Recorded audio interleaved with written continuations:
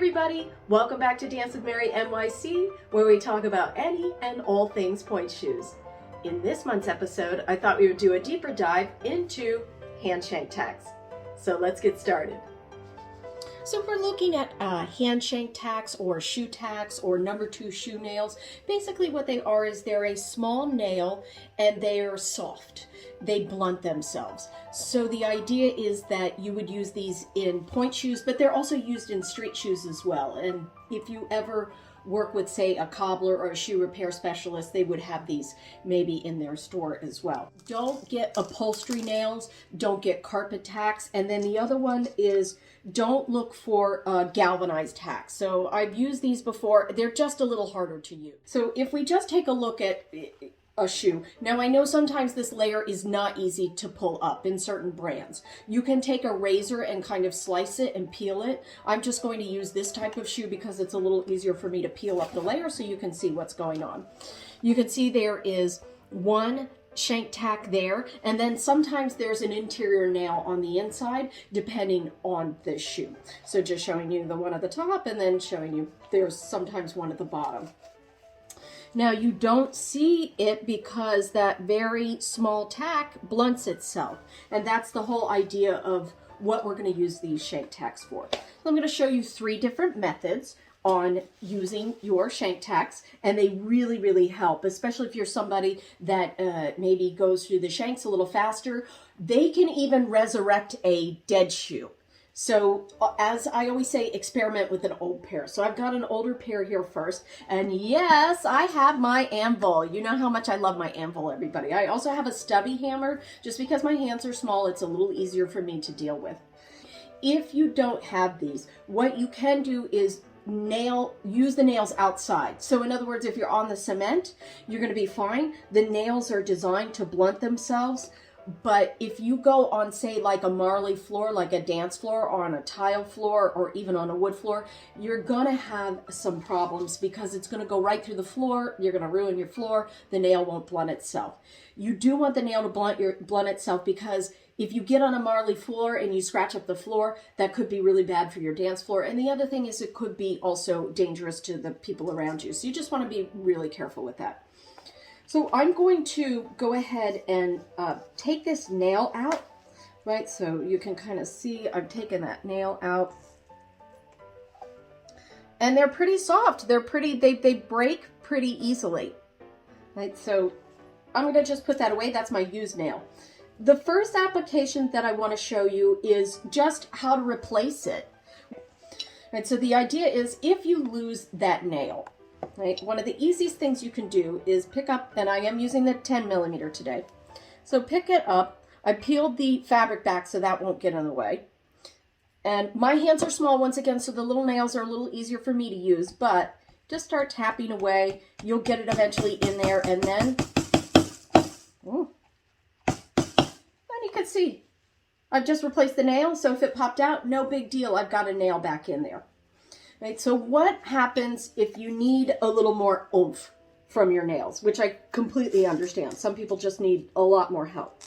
So one of the fun ones that I used to do for people when I used to do special orders when I worked at Capizio was I would do 3 in a line. So I would start here, I would put one maybe somewhere above the side seam area, and then I'd put one further down. This really helped, like, say, beginner to intermediate dancers who need a little more help from their shanks. So I'm going to go and I'm going to place my second one in. And this is going to take a little more because there isn't a hole already there. Just be careful. And a trick somebody told me once for nailing things in is you look directly and just hammer straight. And then that way it won't tip. All right, so there's the second one. Now I'm going to go ahead and put in my third nail. So I've got 1 nail, I've got 2 nails. I'm going to go in for a third nail. I'm going to put it below the side seam. And it's a little bit harder to get it down, and that's totally okay. And if you mess up, so what? You bought them in bulk and they were really inexpensive. You just throw it away if you bend one. Sometimes it takes me a while, and I'm used to doing it, and sometimes it takes me a while to get in there. Okay, so finally I got it. So you can see I've got 1, 2, 3 in a row. That shank is really going to be supported. And if I show you the outside, right, you barely see anything there. Right, so it's because it blunted itself and you don't have to worry about it scratching up a floor or hurting somebody maybe in bare feet. Okay. Now I'm going to show you my favorite one. This is a great one to do for somebody who is what I call a shank buster. If you're somebody that really goes through shanks, or you know someone that really goes through shanks, this is a 3-nail application as well, and it's super effective. So I'm going to first pull out this layer. Okay, so there is a nail already in the shoe. I'm going to just say, oh, what if you've been wearing the shoe for a while and it detached? Okay, so I went and I pulled out my nail that was already in there. We're going for the 3-nail application, and like I said, this one is my favorite. It's a little harder to do, but oh, it's so worth it.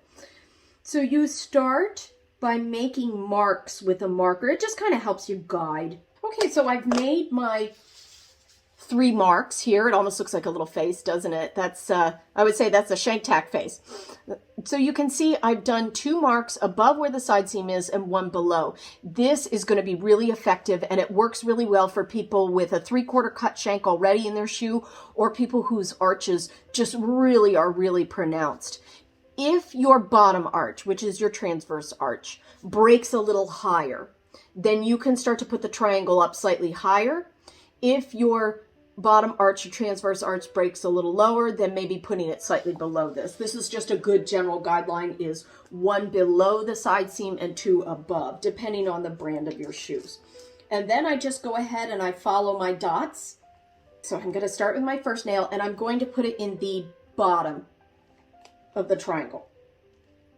And the reason I'm doing that is that's actually the harder one to do, because the further you go in the throw of the shoe, the harder it is to work with and get your hands in there. And especially if you're you have slightly bigger size hands, just might take you a little longer to sort of finesse in there. And with the hand shank tacks, what I found works a little easier is I tap lightly to begin with to get it going straight. And then once I know I've got it in there, then that's when I really start pounding. So now I have it in here, and I'm gonna just want to make sure, because they can bend real easy. They're so soft and they're so little. Okay, so I've got my first one in. I really kind of like pounding with that hammer sometimes, right? It really helps you kind of get your frustration out. Okay, so there's my first one. Okay, then I go and I'm just going to start to get going with my other ones.